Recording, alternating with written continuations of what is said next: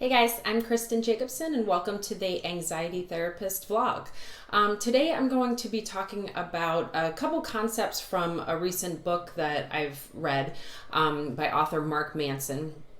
And he talks a lot about our perception of happiness. So a lot of people think that happiness means that we don't have problems in our lives. And social media does a really great job of leading us to believe that everyone else has a happier life than us, right? We see people on their vacations or with their families or having a great time with their friends or, getting their dream job or what have you. And so we start to question our own choices, our own experiences, and our own happiness. So this is a really skewed way to view happiness. And a healthier approach is to recognize that everyone encounters problems in their lives and those problems aren't going anywhere.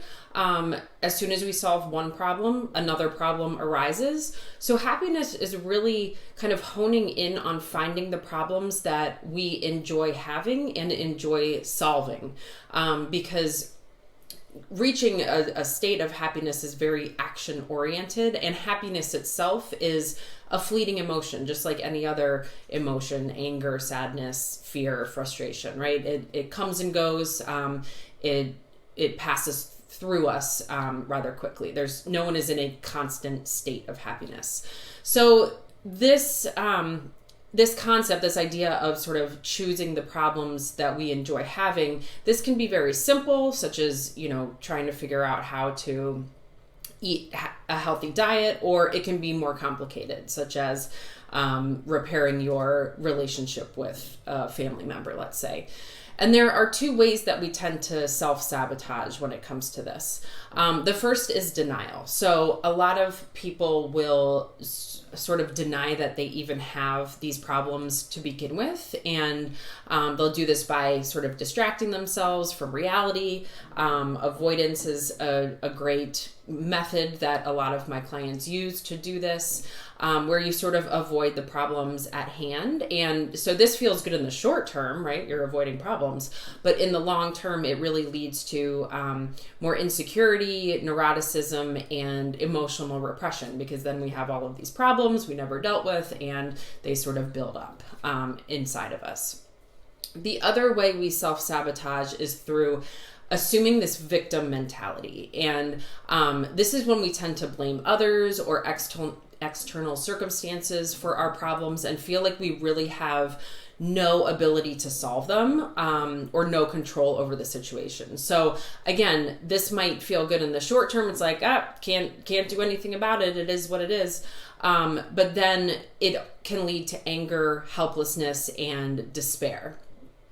So how do these things relate to anxiety? Well, anxiety is essentially sort of this idea that we don't have control and that there is uncertainty in the world. And so if you think about it, a lot of this denial that we tend to experience is really an attempt to not have to face the uncertainty, right? Because there's a lot of fear in not knowing what's coming.